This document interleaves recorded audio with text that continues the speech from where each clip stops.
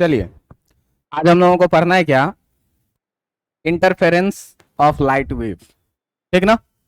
आप देखिए, सीधे सीधे यहां समझने का हम लोगों को कोशिश करना है कि जो लाइट वेव है, ध्यान दीजिएगा कि कोई भी लाइट वेव जो है ये कैसे ट्रांसमिट करेगा। तो लाइट वेव जो ट्रांसमिट करता है वो इस तरह से, ठीक है, इस तरह से लाइट वेव ट्रांसमिट करेगा। कैसे? यहां से शुरू होगा, कुछ इस तरीके से चलता जाएगा, और इस लाइट वेव का जो हम लोग इक्वेशन लिखते हैं, y equal to a sine omega t plus कितना के एक्स। देखो ये एक्चुअली में है क्या चीज? तो ये इक्वेशन ऑफ वेव में y जो दिखा रहा है, ये पार्टिकल एक ही साथ ऊपर नीचे भी हो रहा है और आगे भी की तरफ ट्रांसमिट कर रहा है। बात समझ में आ रहा है? तो जितना ऊपर नीचे हुआ इस y को जो है सो हम लोग बोलते हैं क्या? Displacement in y। बात समझ में आ रहा है? ए जो होता है इसको बोलते हैं क्या हम लोग? एम्पलीट्यूड। और ये एम्पलीट्यूड जो है ये होता है क्या? Maximum y। कि y में जितना मैक्सिमम डिस्प्लेसमेंट हुआ इसी को क्या बोलते हैं? एम्पलीट्यूड। इसके बाद ओमेगा को आप जानते हैं कि ओमेगा है क्या? Angular frequency. अल्टरनेटिंग करंट में हम लोग ये सब टर्म यूज करते थे, ठीक ना? के एक कांस्टेंट है, के एक कांस्टेंट है, और ये x जो है ये x है आपका क्या? Displacement in x direction. इधर की तरफ पार्टिकल बढ़ रहा है, x में ऊपर नीचे हो रहा है, तो इसमें जो मैक्सिमम जितना ऊपर नीचे हुआ इसको क्या बोलते हैं? Amplitude a। और y ऊपर और x का मतलब क्या? आगे। देखो जो हम ओमेगा टर्म हम लोग जो जानते हैं, ये ओमेगा इक्वल टू, आप पहले भी पढ़े हैं कि ओमेगा क्या है? एंगुलर फ्रीक्वेंसी है। और एंगुलर फ्रीक्वेंसी और लीनियर फ्रीक्वेंसी में जो रिलेशन होता है, ओमेगा इक्वल टू क्या? 2 पाई एफ का, है ना? फ्रीक्वेंसी को हम लोग लिखते हैं 1/t, तो इसको कितना लिखेंगे? 2 पाई 1/t। और ओमेगा का फॉर्मूला, ये बहुत ही इंपॉर्टेंट फॉर्मूला, आप 2 पाई बाई टी एसी में भी कई बार यूज किए हैं। बात समझ में आ रहा है कि नहीं? उसके बाद देखिए के जो कांस्टेंट है इसका वैल्यू होता है कितना? 2 पाई बाय लैम्डा। जहां पर लैम्डा क्या है? ये जो लैम्डा है ये है वेवलेंथ। और ये वेवलेंथ क्या होता है? तो एक ऑसिलेशन करने में, एक ऑसिलेशन कंप्लीट करने में इस वेव ने एक्स डायरेक्शन में जितना डिस्प्लेसमेंट किया उसी को क्या बोलेंगे? लैम्डा बोलेंगे। बात समझ में आ रहा है? इतनी चीजें समझ में आ रही है? अब अगर इतनी चीजें समझ में आ रही है तो देखिए कि हम लोग बात करेंगे किस चीज का? हम लोग बात करेंगे किस चीज का? इंटरफेरेंस का। Interference, interference of light wave. कि हम लोग लाइट वेव के इंटरफेरेंस का बात करेंगे। इस लाइट वेव के इंटरफेरेंस में मान लीजिए अपने पास क्या? दो लाइट वेव दिया हुआ है, y1 इक्वल टू, एक दिया हुआ है a1 sine omega t plus k x, और दूसरा जो दिया हुआ है y2 इक्वल टू, ये दिया हुआ है कितना? a2 साइन ओमेगा टी और प्लस कितना? K x. ये दो लाइट वेव हैं जो एक सोर्स से शुरू होंगे। अगर किसी पॉइंट पर आकर के ये दोनों लाइट वेव मिलेगा तो इसी मिलने के फिनोमेनन को हम लोग क्या कहते हैं? इंटरफेरेंस का। whenever two or more light waves in a medium meets together, meetup करने के इसी प्रोसेस को हम लोग क्या बोलते हैं? इंटरफेरेंस। अब जब मिलेगा तो मिलने के बाद रिजल्ट यहां से कुछ ना कुछ निकलेगा, तो ये रिजल्ट जो निकलेगा ये रिजल्ट हम लोगों को निकालना है। तो ध्यान देना, मान लो क्या यहां से कि एक लाइट वेव जो है, जो तुम्हारा y1 equal to a1 sine omega t है, इसका ग्राफ मान लो क्या कि ये कुछ ऐसा है। ये ग्राफ मान लो क्या कि ये ग्राफ है कुछ ऐसा। और ये जो इक्वेशन है आपका, ये इक्वेशन है क्या? y1 equal to a1 sine omega t plus कितना? K x. बात समझ में आ रही है? और एक जो आपका दूसरा इक्वेशन है, इस दूसरे इक्वेशन को आप मान लीजिए क्या? ये वाली है ये। और इसका जो इक्वेशन है आपके पास, जो इसका इक्वेशन है आपके पास, ये जो इक्वेशन है, इस इक्वेशन को मान लीजिए क्या, y2 equal to a2 sine omega t plus कितना kx।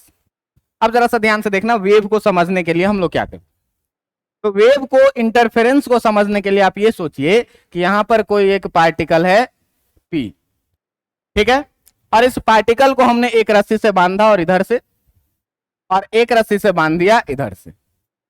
अब होगा क्या कि इधर से हम इसको झटका दे रहे हैं, वेव के जैसे चल रहा है, और इधर से भी एक आदमी इसको पकड़ के झटका दे रहा है।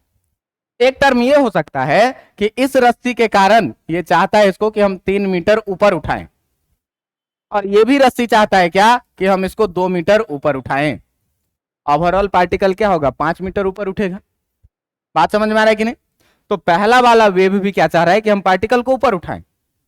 कितना ऊपर उठाएं भैया? तो पहला वाला क्या चाह रहा है कि हम जो इसको ऊपर उठाएं, ये ऊपर उठाएं कितना, a1। और दूसरा वाला क्या चाह रहा है कि हम भी इसको ऊपर उठाएं, कितना उठाएं? तो ध्यान देखो कि ये पार्टिकल जो है सो ओवरऑल क्या होगा कि और ज्यादा ऊपर उठ जाएगा, और ये जो और ज्यादा ऊपर उठेगा तो ये जो हो जाएगा, ये चीज आपका ये हो जाएगा क्या, वाई नेट। और वाई नेट इक्वल टू हम लोग कितना लिखेंगे, ए नेट साइन, अब क्या लिखेंगे, omega t plus k x. हमको यहाँ ए नेट का वैल्यू ही निकालना है। अब देखिए कि ये जो ए नेट है, ये ए नेट कितना होगा, तो a1 है ऊपर की तरफ, ये a2 है ऊपर की तरफ ये, और ये दोनों जब मिलेगा तो रिजल्टेंट और बड़ा हो जाएगा, जिसका नाम हम लोग क्या लिखेंगे, ए नेट इक्वल टू कितना, a1 प्लस a2, और सब पर वेक्टर साइन लगा देंगे क्योंकि सेम डायरेक्शन में इसीलिए ऐड कर रहे हैं। बात समझ में आ रहा है कि नहीं? ऐसा भी तो हो सकता है कि ये दोनों ऊपर ही उठाना चाहा है, लेकिन ऐसा भी तो हो सकता है क्या कि इस सिचुएशन में तुम देखो कि इस सिचुएशन में तो ऐसा भी हो सकता है कि अगर ये है y और ये है x, और इसमें एक लाइट वेव हम लोग माने क्या कि एक लाइट वेव ऐसी है जो इसको ऊपर उठाना चाह रही है, और इस लाइट वेव का जो इक्वेशन है, इसका इक्वेशन है कि आपका y1 equal to a1 sine omega t plus कितना kx। और एक दूसरी जो इक्वेशन है आपकी, जो दूसरी इक्वेशन है, ये मान लीजिए कि ये कुछ ऐसी है। बात समझ में आ रहा है कि नहीं?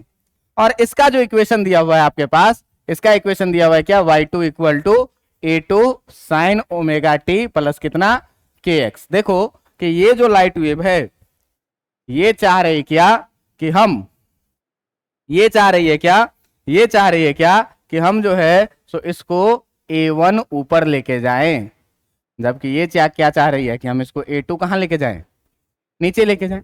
तो a1 है ऊपर के तरफ और a2 है किधर के तरफ, नीचे के तरफ। जब ये दोनों मिलेगा तो ओवरऑल जो होगा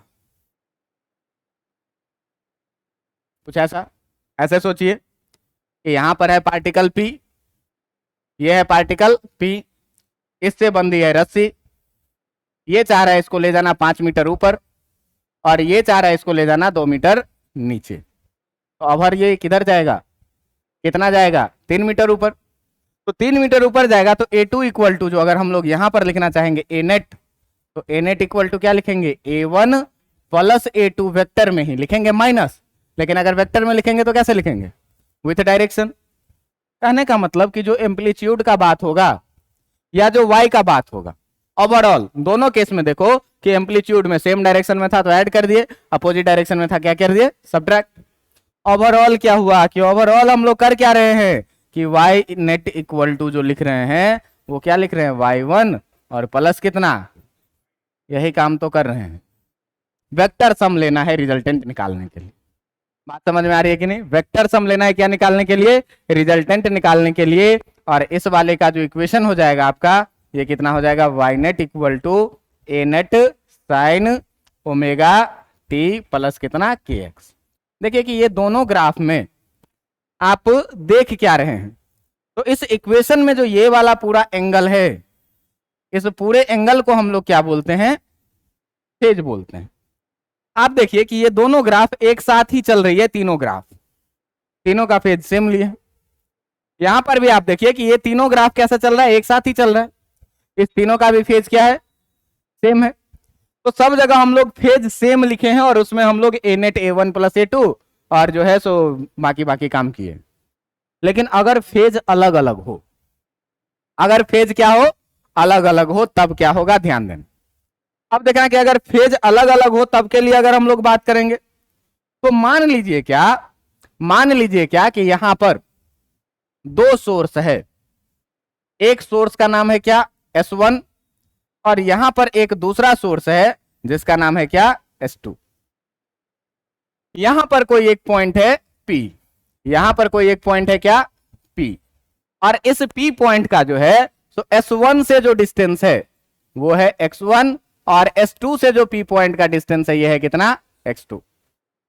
मान लीजिए कि यहां से जो ये वेव निकला, इस वेव का इक्वेशन y1 इक्वल टू है A1 sine omega t plus कितना, kx, और यहां पर जो इस वेव का इक्वेशन है ये है क्या, y2 equal to A2 sine omega t plus कितना, kx। अब देखो कि ये वेव जब यहां से आगे चलेगा तो ये x का लाइन है तो यहां भी kx, यहां भी kx, लेकिन जब ये लाइन आगे जाएगा तो ओमेगा वगैरह नहीं बदलना है, ओमेगा केवल सोर्स पर डिपेंड करता है और सोर्स सेम है तो ओमेगा भी क्या रहेगा, और इस दोनों सोर्स को हम लोग आइडेंटिकल सोर्स ही मान के चलते हैं तो दोनों का फ्रीक्वेंसी क्या, एक जैसा। और क्यों आइडेंटिकल लेते हैं ये आगे अभी बताएंगे, ठीक है। अब देखो कि अगर यहां से एक लाइट वेव निकलेगा तो ये लाइट वेव ऐसे पहुंचेगा यहां तक, यहां तक आने में इसका बदला क्या, y में तो उतना ही ऊपर नीचे हो रहा है, टाइम का वेरिएबल ही है, k कांस्टेंट ही है, मतलब x केवल बदल रहा है। तो यहां पर से यहां तक आने में ये x डिस्टेंस अगर ट्रेवल किया तो यहां पर इक्वेशन कितना हो जाएगा, y1 equal to A1 sine omega fix t fix k, x के जगह कितना, बात समझ में आया कि नहीं, x1 डिस्टेंस चल के आया, यहां से देखिए ये लाइट वेव चला, चलते चलते चलते पहुंच गया P पॉइंट पर, और P पॉइंट पर आने के बाद जो इसका इक्वेशन हो गया y2 इक्वल टू कितना, A2 sine omega t plus k और x2। बात समझ में आ रही है कि नहीं। अब ये दोनों वेव का अगर इंटरफेरेंस होगा तो देखो इस दोनों वेव में जो है तो ओमेगा जो है तो कैसा है, सेम है, और जब दो लाइट वेव का ओमेगा सेम रह जाए तो ऐसे सोर्स को हम लोग क्या बोलते हैं, ऐसे वेव को हम लोग बोलते हैं कोहेरेंट सोर्सेस, ठीक ना। अब कोहेरेंट सोर्स का आप एग्जांपल देखिए, ओमेगा सेम होने का मतलब, हम लोग अगर टॉर्च जलाते हैं तो टॉर्च जलाएंगे तो लाइट एक सोर्स से निकलेगा, ऐसे फैल जाए, देखिए हर जगह फ्रीक्वेंसी बदल रही है इसकी, ये कोहेरेंट सोर्स नहीं है। लेकिन अगर दुर्गा पूजा में कभी लेजर लाइट खरीदे हो, लेजर लाइट जलाते हैं, कैसे लाइट जाता है, एकदम सीधा, थोड़ा भी फैलना नहीं, तो इसका फ्रीक्वेंसी हमेशा कैसा, एक जैसा, एक जैसा मतलब वो कैसा सोर्स हो गया, कोहेरेंट सोर्स हो गया। क्यों कि जिसकी ओमेगा फिक्स वो कितना, कोहेरेंट सोर्स। आप जानते हैं कि ओमेगा इक्वल टू कितना लेना है, 2 पाई बाय टी, और के इक्वल टू कितना लेना है, 2 पाई बाय लैम्डा, ये इतना चीज आप लोग जानते हैं।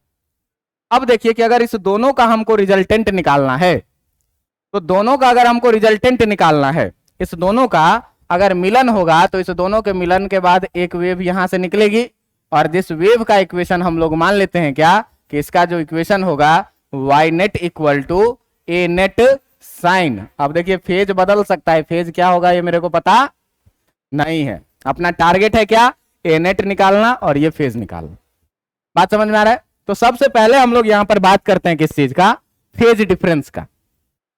तो अगर देखो कि अपने पास हम लोग बात करेंगे किस चीज का, फेज डिफरेंस का, तो फेज डिफरेंस को हम लोग जो यहां दिखाते हैं फेज डिफरेंस, तो फेज डिफरेंस एसी में भी देखते थे, किससे डिनोट करते थे, फाई से।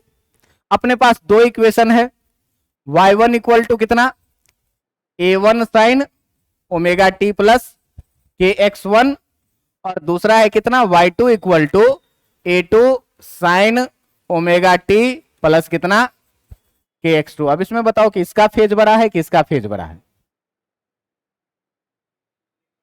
देखो ओमेगा टी दोनों में सेम, ओमेगा टी दोनों में सेम, k और k सेम, x1 और x2 में जो बड़ा होगा उसी का फेज क्या होगा, बड़ा होगा। तो x1 छोटा डिस्टेंस ट्रेवल किया है और x2 बड़ा डिस्टेंस ट्रेवल किया है, यानी x2 बड़ा होगा। तो x2 बड़ा होगा, यानी कि इसका फेज क्या होगा। तो अगर फेज डिफरेंस हम लोग लिखेंगे फाई इक्वल टू, तो फाई इक्वल टू क्या लिखोगे, इसके फेज में से omega t plus k x two में से आप क्या करेंगे, माइनस कर लेंगे किसको, omega t plus k x one को। इसको खोलिएगा तो omega t plus k x two minus omega t, और माइनस कितना आ जाएगा, ओमेगा टी और omega t k times x two minus x one, और इसी को लिखिएगा phi equal to k times x two minus x one को कितना, डेल्टा एक्स। और इसी को अगर थोड़ा अच्छे से लिखिएगा तो आप लिखिएगा कितना, फाई इक्वल टू के जगह पर कितना, 2 पाई बाय लैम्डा इंटू कितना, डेल्टा एक्स। और देखिए ये डेल्टा एक्स को कहा जाता है क्या, डेल्टा एक्स को क्या कहा जाता है, पाथ डिफरेंस, रास्ते में कितने का डिफरेंस है। तो पहला वाला चला x1 किलोमीटर, दूसरा वाला चला x2 किलोमीटर, दोनों के रास्ते में डिफरेंस कितने का, x2 माइनस, इसी को क्या बोलते हैं, पाथ डिफरेंस। और ये फाई जो है, ये फाई आपका क्या है, फेज डिफरेंस। बात समझ में आ रहा है, ये इंपॉर्टेंट है, हमेशा यूज में आएगा, तो ये याद रखना है, पाथ डिफरेंस और फेज डिफरेंस में relation 2 pi by lambda times delta x. अगर देखो यहां से हमको डेल्टा एक्स लिखने का मन करे तो लैम्डा को इधर ले आओगे, लैम्डा बाय 2 पाई हो जाएगा, और पाथ डिफरेंस है कितना, इसी इक्वेशन को दूसरे फॉर्म में लिख सकते हैं। ये दोनों चीज आपको समझ में आ गया। अब देखिए इसका मतलब क्या हुआ, इसका मतलब क्या हुआ, फेज डिफरेंस का मतलब कि ये दूसरा वाला जो इक्वेशन है ये पहले वाले इक्वेशन से इतना फेज आगे है, क्योंकि ये बड़ा है। तो अगर हम पहले वाले को a1 को हम लोग वेक्टर में लिखें ऐसे, हम अगर a1 को लिखें वेक्टर में ऐसे, ये है तुम्हारा क्या, a1, क्योंकि वेक्टर के जैसे ही तो लिखते हैं। तो जो a2 हो जाएगा, ये a2 तुम्हारा क्या हो जाएगा, यहां से a2 जो हो जाएगा वो यहां से कितना फेज आगे पर, यहां से 5 फेज आगे क्या हो जाएगा, a2 y2 equal to a2 sine omega t ज्यादा है, इससे कितना ज्यादा है, 5 ज्यादा है। तो 5 ज्यादा है, तो अगर ये है a1 तो यहां से a2 5 आगे होगा कि नहीं। और इसी दोनों का जो हम लोग रिजल्टेंट लिख लेंगे, इसी दोनों का जो हम लोग रिजल्टेंट लिख लेंगे, इसी रिजल्टेंट को हम लोग क्या बोलेंगे, इसी रिजल्टेंट को हम लोग क्या बोलेंगे, इसी रिजल्टेंट को हम लोग बोलेंगे क्या, इसी रिजल्टेंट को हम लोग बोलेंगे क्या, इसी रिजल्टेंट को हम लोग बोलेंगे क्या, कि ये जो रिजल्टेंट है आपका ये क्या है, ए नेट है। अब आपको वेक्टर का यूज अगर आता है, वेक्टर लॉ अगर आपको आता है तो आप यहां से काम को आगे बढ़ाएं। वेक्टर लॉ में क्या कहता है कि भाई ए नेट का जो स्क्वायर लिखेंगे, r equal to a square plus B square plus 2ab cos theta. तो ए के जगह पर कितना है, प्लस बी के जगह पर कितना है, plus 2 times a1 a2 cos कितना, भाई बात समझ में आ रहा है कि नहीं। यही जो हो जाता है आपका क्या, रिजल्टेंट एम्पलीट्यूड। अब देखिए कि हमको a1 पता रहेगा, a2 पता रहेगा और 5 पता रहेगा, तो a नेट निकाल लेंगे कि नहीं निकाल लेंगे। अब फेज का पता लगाना है, तो फेज का पता लगाना है तो थोड़ा देर के लिए मान लो क्या कि इस दोनों के जो बीच का एंगल है ये है कितना, थीटा। तो तुमको पता होगा कि हम लोग जो tan थीटा लिखेंगे, कितना लिखते हैं, b साइन थीटा, यानी a2 sine 5 by a plus b cos theta. Vector में ये सारी चीजें आपको आती होंगी। a1 पता है, a2 पता है, 5 पता है, तो थीटा निकल जाएगा कि नहीं निकल जाएगा। अब अगर हमको लिखना है y नेट का इक्वेशन, अब अगर हमको लिखना है y नेट का इक्वेशन, तो y नेट का इक्वेशन कितना लिखेंगे, a नेट साइन, बात समझ में आ रहा है कि नहीं। a नेट कैसे निकलेगा, a1 का स्क्वायर प्लस a2 का square plus 2a1 a2 cos 5, और इसका फेज कितना, तो a1 के फेज से थीटा एंगल कहां, आगे। अब a1 का फेज कितना है भाई, तो a1 का फेज है ओमेगा टी प्लस के x1, a1 का फेज है कितना, ओमेगा टी प्लस कितना, के x1, और इससे भी a नेट कितना एंगल आगे है, थीटा एंगल आगे है, तो प्लस कितना लिखेंगे, प्लस कितना लिखेंगे, थीटा। और यही हो जाएगा किसका इक्वेशन, y नेट का इक्वेशन। यही हो जाएगा किसका इक्वेशन, y नेट का इक्वेशन। इतनी बातें समझ में आई कि नहीं आई? अगर इतनी बातें समझ में आ गई है, अगर इतनी बातें आपको समझ में आ गई है कि इसका एम्पलीट्यूड a1 का स्क्वायर प्लस a2 का square plus 2a1 a2 cos phi होता है, तो आप ये भी देख रहे हैं कि जो a नेट है, जो a नेट है ये डायरेक्टली प्रोपोर्शनल है किसके? cos फाई के। और जैसे जैसे फाई बदलेगा वैसे वैसे a नेट भी क्या बदलेगा? बदलेगा। यानी अगर cos फाई मैक्सिमम तो a नेट भी, और cos फाई मिनिमम तो a नेट भी मिनिमम। मैं आपसे ये बात की जानकारी चाहता हूं कि अगर कोहेरेंट सोर्स नहीं रहता, फ्रीक्वेंसी सेम नहीं होता, फ्रीक्वेंसी डिफरेंट होता, तो क्या होता? बात समझ में आ रहा है कि नहीं? तो अगर देखिएगा इसी चीज में कि अगर हम लोग बात करने लगे किसके लिए? For non coherent source, for non coherent source. अगर नॉन कोहेरेंट सोर्सेस के लिए हम लोग बात करेंगे तो नॉन कोहेरेंट सोर्सेस के लिए ओमेगा क्या होगा? डिफरेंट होगा। ओमेगा क्या होगा? डिफरेंट होगा। अब ओमेगा डिफरेंट होगा तो मान लो कि तुम्हारे पास जो दो इक्वेशन है उसमें एक है y1 equal to a1 sine omega 1t और प्लस कितना? kx1। बात समझ में आ रही है? और दूसरा जो है y2 इक्वल टू कितना? a2 sine omega t2 plus कितना? kx2।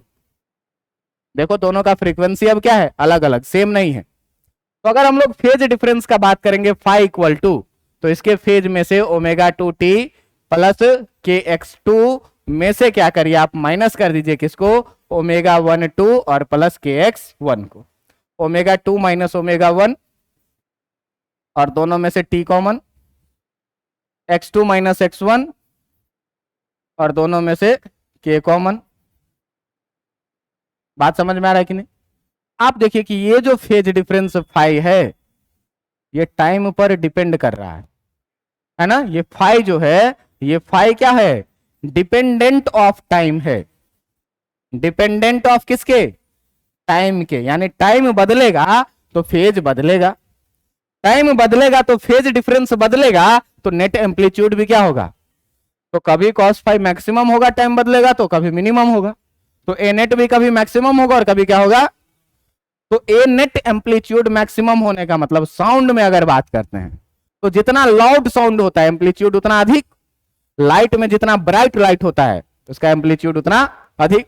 तो अगर एम्पलीट्यूड मैक्सिमम होगा तो एक ही जगह पर बहुत चमकीला दिखेगा, और टाइम बदलेगा तो उसी जगह पर तुरंत क्या हो जाएगा? डार्क। और वेव कम स्पीड से तो नहीं चलता है, बहुत हाई स्पीड होता है। तो ये प्रोसेस एक ही जगह पर बार बार रिपीट होता रहेगा, dark bright dark bright dark bright dark bright चलता रहेगा। अब इस कहानी में तुम देखो कि अगर इतना फास्ट ये डार्क ब्राइट चलता रहेगा तो स्टडी कर पाएंगे क्या? नहीं कर पाएंगे। इसीलिए सोर्स कैसा लेना है? कोहेरेंट सोर्सेस लेने हैं जिसमें फ्रीक्वेंसी क्या हो जाए? सेम हो जाए, ओमेगा टी ओमेगा 1 के बराबर हो जाएगा, तो फेज डिफरेंस टाइम के इंडिपेंडेंट हो जाता है। और आप देखिए कि जब फेज डिफरेंस टाइम पर डिपेंडेंट नहीं कर रहा है, टाइम पर डिपेंड नहीं कर रहा है, तो एक पार्टिकुलर टाइम पे फेज एक जैसा रहेगा, और फेज एक जैसा रहेगा तो इसका ए नेट भी क्या रहेगा? एक जैसा रहेगा। बात समझ में आ रहा है कि नहीं आ रहा है? तो इसीलिए हम लोग कैसा सोर्स लेते हैं? कोहेरेंट सोर्सेस लेते हैं। अब देखिए कि आपका एक चैप्टर है इलेक्ट्रोमैग्नेटिक वेव, और उस इलेक्ट्रोमैग्नेटिक वेव में एक बात कहा जाता है क्या? इस इलेक्ट्रोमैग्नेटिक वेव में एक बात कहा जाता है क्या? पहले इसको कंप्लीट कर लें, है ना? ए आई डिपेंड कर रहा है टाइम पे, और ए नेट डिपेंड कर रहा है किस पे? फाई पे। इसका मतलब विथ टाइम जो है, तो A net changes at a point, कि एक ही पॉइंट पर ए नेट बार बार क्या होगा? चेंज होता रहेगा टाइम बदलने के साथ साथ। अब देखिए हम आपको अभी क्या बोल रहे थे? हम आपको अभी बोल रहे थे क्या? कि इसमें एक ही पॉइंट पे इंटेंसिटी अधिक ज्यादा होता रहेगा। अब इसमें देखो कि हम बोल रहे थे क्या? कि इलेक्ट्रोमैग्नेटिक वेव में तुमको एक फॉर्मूला पढ़ना है जिसमें इंटेंसिटी पढ़नी है। आप इलेक्ट्रोमैग्नेटिक वेव का इंटेंसिटी को यहां पर आप ल्यूमिनियस इंटेंसिटी कह सकते हैं। और ल्यूमिनियस इंटेंसिटी अगर आपको याद हो तो यूनिट डायमेंशन मेजरमेंट में जो सबसे आखिरी 7 नंबर का फिजिकल क्वांटिटी था, जो इंडिपेंडेंट क्वांटिटी था, वही क्या है? ल्यूमिनियस इंटेंसिटी है। और उसी ल्यूमिनियस इंटेंसिटी से ये डिसाइड होता है कि कोई भी लाइट कितना ब्राइटेड है और कितना डार्क है। बात समझ में आ रहा है? तो उसके लिए एक फॉर्मूला है क्या? कि जो इंटेंसिटी होता है आई इक्वल टू, ये आई इक्वल टू क्या कहता है, 2πf² a² रो भी के बराबर में। तो सर इतना बड़ा फॉर्मूला, इसमें क्या क्या है जरा सा दिखाओ। तो जरा सा दिखाओ, तो यहां पर तुम देखो कि ये आई जो है, ये आई जो है, ये क्या है, intensity of light wave. Light wave का ये क्या है, इंटेंसिटी है। 2π को जान ही रहे हो। एफ के बारे में क्या कहता है कि एफ जो है तो फ्रीक्वेंसी है, और फ्रीक्वेंसी कैसा होगा, कांस्टेंट होगा, क्योंकि भैया अपन जो यूज कर रहे हैं ये कैसा, कोहेरेंट सोर्सेस यूज कर रहे हैं। तो कोहेरेंट सोर्सेस में ओमेगा सेम होता है, जिसको हम लोग कितना लिखते हैं, 2πf। तो f इक्वल टू कितना लिखेंगे, omega by 2π। Omega same, 2π constant, तो फ्रीक्वेंसी भी क्या, कांस्टेंट। आप देखिए कि जो ए के बारे में कह रहा है, ए के बारे में, ये ए जो है ये क्या है आपका, एम्पलीट्यूड है, इसको तो आप भली भांति जान रहे हैं। रो के बारे में क्या कह रहा है कि ये रो जो है वो क्या है, डेंसिटी ऑफ मीडियम है। और ये डेंसिटी ऑफ मीडियम भी क्या रहेगा, कांस्टेंट। कि अगर हम लाइट का एक्सपेरिमेंट एयर में कर रहे हैं तो एयर में हर जगह पर डेंसिटी कैसा है, कांस्टेंट है। और दूसरी चीज भी जो है, ये भी क्या है आपकी, स्पीड ऑफ वेव है। और वेव में यहां हम लोग कैसा करेंगे, लाइट वेव का ये भी कैसा होता है, कांस्टेंट। किसके लिए, तो फॉर अ गिवन मीडियम, किसी भी गिवन मीडियम के लिए स्पीड ऑफ लाइट भी क्या होगा, कांस्टेंट होगा। अब देखो इस पूरे फॉर्मूले में 2π कांस्टेंट, f कांस्टेंट, रो कांस्टेंट, v कांस्टेंट। इसका मतलब इंटेंसिटी और एम्पलीट्यूड ये दोनों चीज प्रोपोर्शनली में चल रहा है। और अगर इस सारे कांस्टेंट को हम लोग एक कांस्टेंट का नाम दे दें, तो ये बताओ कि I इक्वल टू जो है सो k टाइम्स a² लिख सकते हैं कि नहीं।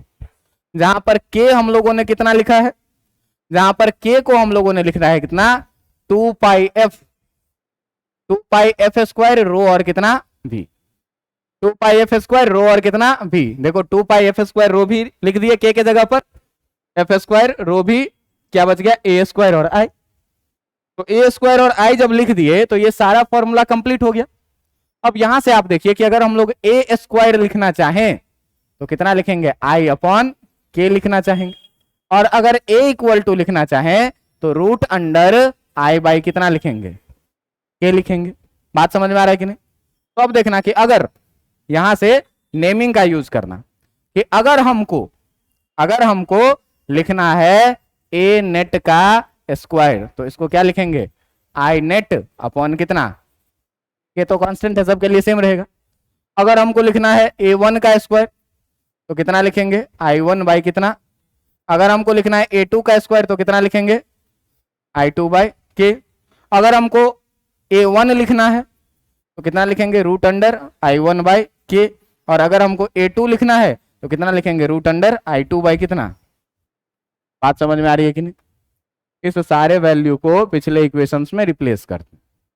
इस सारे वैल्यूज को जब पिछले इक्वेशन में रिप्लेस करेंगे तो पिछला इक्वेशन है क्या तुम्हारे पास, ये देखना ध्यान से, तुम्हारे पास है कितना, a नेट का स्क्वायर इक्वल टू a1 का स्क्वायर प्लस a2 का square plus 2a1 a2 cos कितना, पाई। जरा सा ध्यान से देखना, a नेट के स्क्वायर के जगह पर i नेट अपॉन के लिख सकते हैं कि नहीं।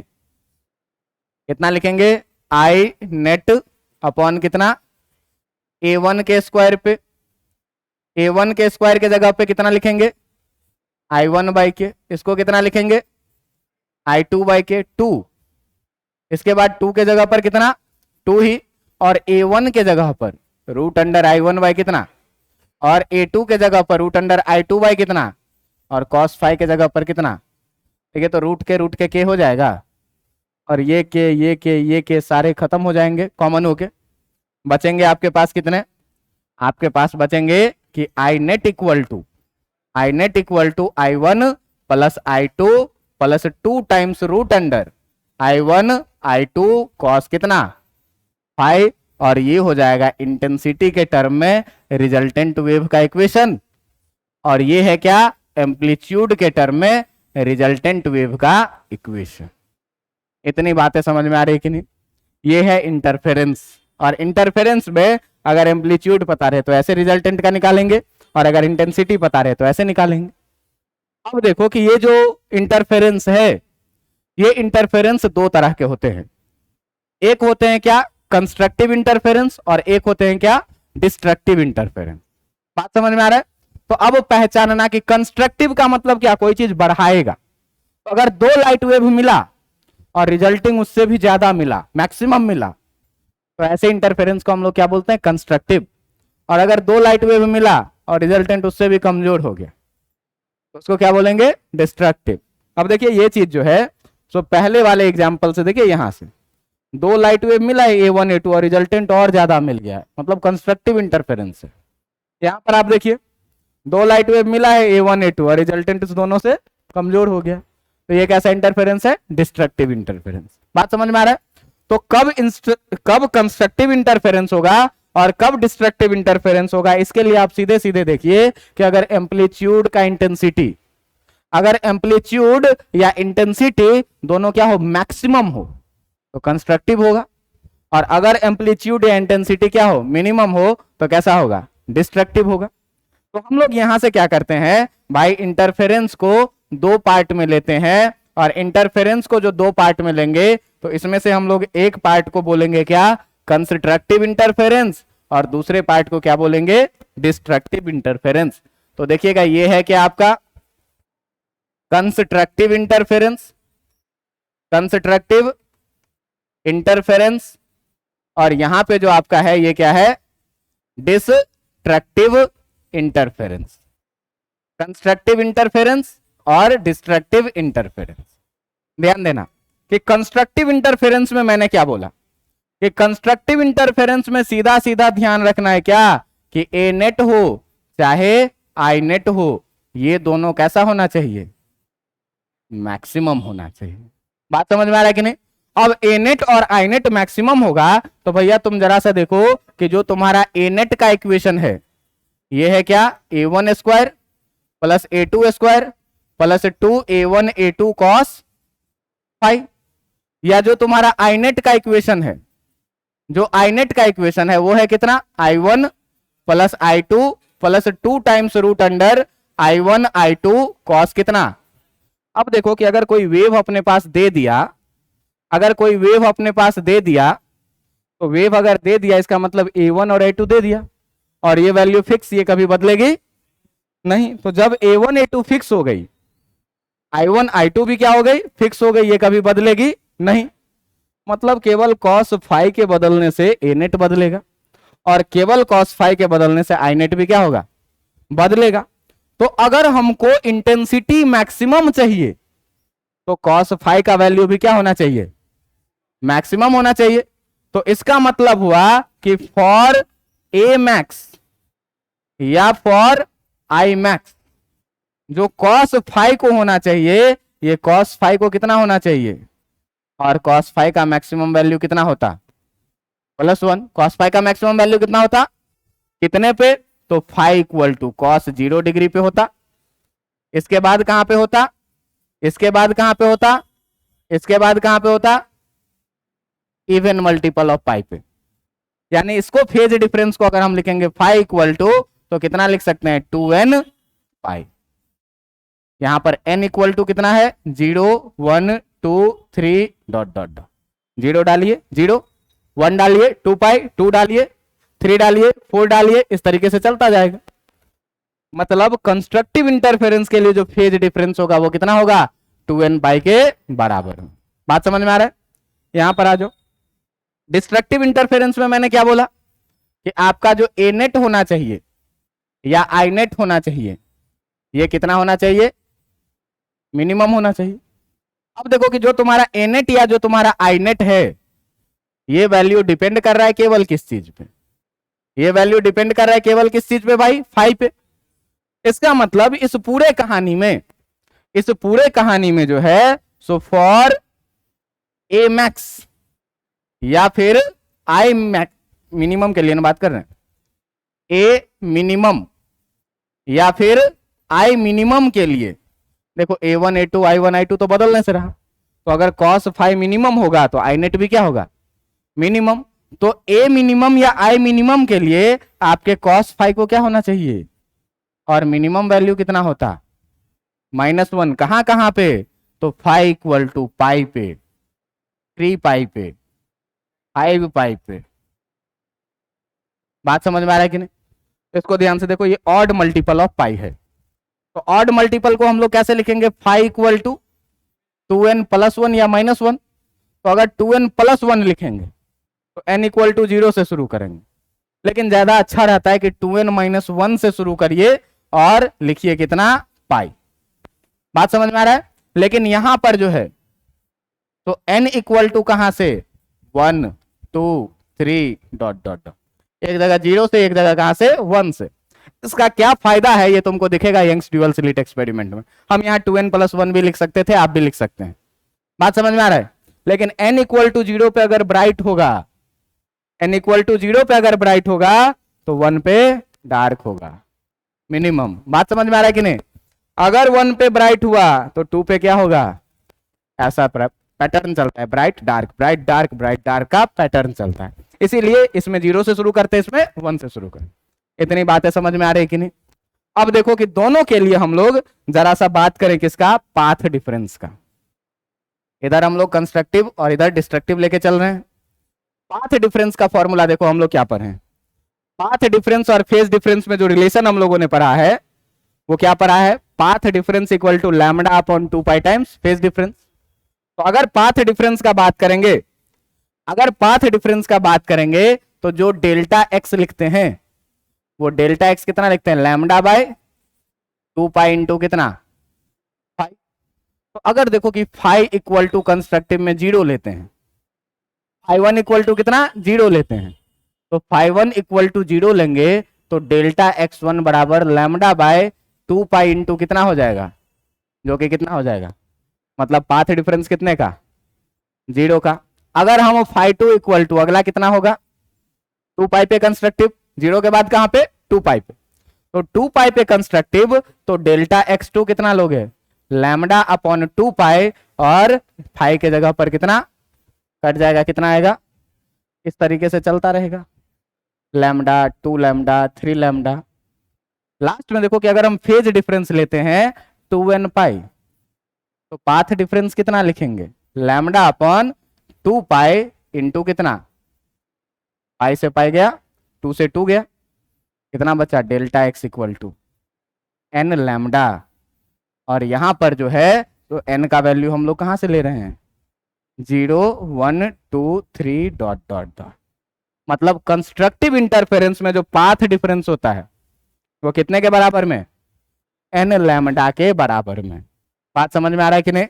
और यहां पर देखिए अगर आप पाथ डिफरेंस का बात करेंगे, delta x equal to lambda upon 2 pi times 5।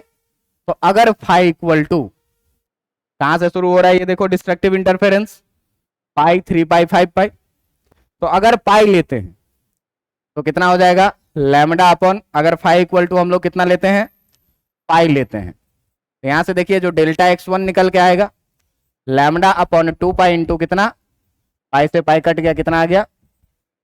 अगर हम लोग पाई इक्वल टू 3 पाई लेते हैं तो डेल्टा एक्स कितना निकल के आएगा, लैम्डा बाय 2 पाई इंटू 3 पाई, पाई से पाई गया, 3 लैम्डा बाय 2। अगर हम लोग फाई इक्वल टू 5 पाई लेते हैं तो डेल्टा एक्स इक्वल टू कितना निकल के आएगा, 5 लैम्डा बाय 2। बात समझ में आ रहा है कि नहीं, 1 lambda by 2, 3 lambda by 2, 5 lambda by 2, odd multiple of lambda by 2। बात समझ में आ रहा है कि नहीं, odd multiple of lambda by 2, इसका मतलब कि जो डेल्टा एक्स लिखेंगे लैम्डा अपॉन 2 पाई, और इनटू इसका जो हम लोग लिखते थे, इसका जो हम लोग लिखते थे, ये कितना लिखते थे, इसका जो हम लोग लिखते थे लैम्डा बाय 2 पाई, और ये कितना 2n-1 pi, odd multiple of pi लिखते थे। तो ऑड मल्टीपल ऑफ पाई लिखते थे 2n-1 पाई, तो 2n-1 पाई कर दो, पाई से पाई क्या हो जाएगा, कट जाएगा, और डेल्टा एक्स इक्वल टू बचेगा कितना, देखना 2n-1 और लैम्डा बाय कितना 2। और यहां पर जो है सो हम लोग शुरू कहां से कहानी करते थे, तो n इक्वल टू 1 2 3, ये बातें याद रखने की है कि कंस्ट्रक्टिव में phase difference even multiple of pi और path difference n lambda, n कहां से, 0 से। और डिस्ट्रक्टिव में phase difference odd multiple of pi और path difference odd multiple of lambda by 2। बात समझ में आ रहा है? अब देखना कि अगर कंस्ट्रक्टिव में, अब देखना इधर कि अगर कंस्ट्रक्टिव में बात करें तो कंस्ट्रक्टिव के लिए कॉस फाई का जो वैल्यू होना चाहिए वो कितना होना चाहिए, +1। तो अगर इक्वेशन हम लोग लिखेंगे ए नेट का स्क्वायर इक्वल टू A1 का स्क्वायर प्लस A2 का स्क्वायर प्लस 2A1 A2 और कॉस फाई की जगह पर कितना, 1। इसको ध्यान से देखो कि ए नेट का जो स्क्वायर है ये A1 और प्लस A2 का क्या है, होल स्क्वायर है, A square plus B square plus 2AB, square से square, A net equal to कितना बचेगा, ए नेट इक्वल टू जो बचेगा आपका, ए नेट इक्वल टू जो बचेगा आपका ये कितना बचेगा, A1 प्लस A2 के बराबर में। मतलब कंस्ट्रक्टिव में सीधे क्या करिए, A1 और A2 को जोड़ दीजिए। और अगर आपको आई नेट लिखना है तो आई नेट कितना लिखते थे, I1 plus I2 plus 2 times root under I1 I2 cos phi के जगह पर कितना, 1। इसको ध्यान से देखो कि रूट अंडर I1 का स्क्वायर प्लस इसको ध्यान से देखो रूट अंडर I2 का square plus 2 times root under I1 into root under कितना, ध्यान से देखो कि ये जो आई नेट है ये कितना है, root under I1 plus root under I2 का क्या है, होल स्क्वायर है। इसका मतलब अगर हम आई नेट लिखना चाहेंगे तो ये कितना हो जाएगा, root under I1 plus I2 के होल स्क्वायर के बराबर में। अगर डिस्ट्रक्टिव में यही बात चाहोगे तो डिस्ट्रक्टिव में जो है सो कॉस फाई का वैल्यू मिनिमम होना चाहिए कितना, -1। तो -1 होना चाहिए। तो अगर यहां पर तुम ए नेट का स्क्वायर लिखोगे तो कितना लिखोगे, A1 square plus A2 square और -2A1 A2 हो जाएगा, क्योंकि कॉस फाई की जगह -1 डालिएगा ये माइनस हो जाएगा। और ये है कितना, ए नेट का स्क्वायर इक्वल टू ये है A1 माइनस A2 का होल स्क्वायर। स्क्वायर से स्क्वायर हटाइएगा नहीं, यहाँ पर माइनस वाले में थोड़ा सावधानी रखना पड़ता है। A1 माइनस A2 का क्या, मॉड। क्यों कि कौन छोटा होगा कौन बड़ा होगा इसकी कोई गारंटी नहीं है, इसीलिए मॉड लेके अपना सेफ्टी अपने हाथ में ले लेते हैं। और इसी तरीके से यहाँ पर जो आई नेट आ जाएगा आपका, ये आ जाएगा रूट अंडर I1 और माइनस रूट अंडर I2 का क्या। बात समझ में आया इंटरफेरेंस की नहीं? ध्यान से देखो कि ए नेट A1 प्लस A2 जब कंस्ट्रक्टिव है तो कंस्ट्रक्टिव में देखो A1 प्लस A2 में क्या हुआ है, कंस्ट्रक्टिव में A1 प्लस A2 जुड़ा है तब और बड़ा बना है, और डिस्ट्रक्टिव में A1 माइनस A2 हुआ है तो और छोटा हो गया है। बात समझ में आया कि नहीं आया? तो इस प्रकार से इंटरफेरेंस का ये लेक्चर हम लोग यहाँ पर समाप्त करते हैं। ये बहुत ही इंपॉर्टेंट लेक्चर है और खास करके कंस्ट्रक्टिव और डिस्ट्रक्टिव इंटरफेरेंस की ये पूरी कहानी आपको आनी चाहिए कि कंस्ट्रक्टिव इंटरफेरेंस में फेज डिफरेंस क्या होगा, पाथ डिफरेंस क्या होगा, डिस्ट्रक्टिव में फेज डिफरेंस क्या होगा, पाथ डिफरेंस क्या होगा। ये पूरा मैथमेटिकली मैं आपको दिखाया हूं। इंटरफेरेंस का मीनिंग क्या होता है ये मैं आपको समझाया हूं। इंटेंसिटी मैक्सिमम का मतलब ब्राइटेस्ट लाइट और इंटेंसिटी मिनिमम का मतलब क्या, डार्केस्ट लाइट। तो यहाँ पर क्या होता है, यंग्स ड्यूअल स्लिट एक्सपेरिमेंट जो पढ़ने जाएंगे यहाँ पर इस पूरी कहानी की शुरुआत होगी। कोहेरेंट सोर्स क्यों लेंगे, नॉन कोहेरेंट सोर्स क्यों नहीं लेंगे? तो कोहेरेंट सोर्स में एम्पलीट्यूड टाइम पर डिपेंड नहीं करता है। तो एक जगह पर अगर ब्राइट बनेगा तो यहाँ पर ब्राइट ही बना रहेगा, टाइम बदलने से ये बदलेगा नहीं। लेकिन नॉन कोहेरेंट सोर्स के लिए फेज डिफरेंस टाइम पर डिपेंड करता है और एम्पलीट्यूड भी टाइम पर डिपेंड करता है। तो यहाँ पर जैसे जैसे टाइम बदलेगा इसका एम्पलीट्यूड क्या होता जाएगा, बदलता जाएगा। बात समझ में आ गई है?